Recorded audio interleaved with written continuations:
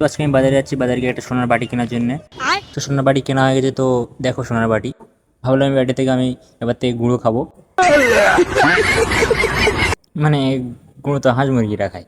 Guys আজকে আবহাওয়াটা এত সুন্দর, তোমরা তো দেখলে হয়তো তোমাদের হার্ট অ্যাটাক এসে যেতে পারে। তোমাদের যদি হার্ট অ্যাটাক আসে তাহলে আমার ভিডিও দেখবে তাহলে।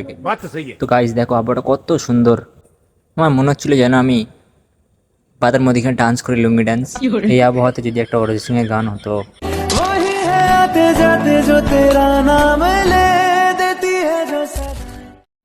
তুমি যদি একজনকে ভালোবাসতে চাও তাহলে তোমার মরণ পর্যন্ত হাত ছাড়বে না, সেটা হলো এই কারেন্ট।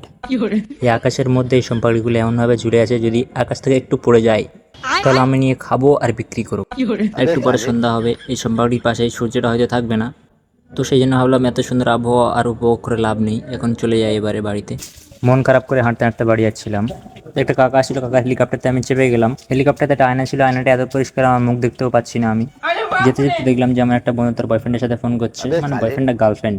গাড়ির হাওয়াটা এতই যে সুন্দর লাগছে তোমাদেরকে বলে বোঝাতে পারবো না, হয়তো মেরে বোঝাতে পারবো। হেলিকপ্টার থেকে নেমে বাড়ি যাচ্ছিলাম, বাড়ি যেতে যেতে সোনার বাড়িতে একটু মাথায় দিয়ে দেখি কিরকম লাগে। এই মাথায় দিয়ে এত ভারী লাগছে ভাই, মনে হচ্ছিল পৃথিবীর সব থেকে বড় পাহাড় আমার মাথার উপরে।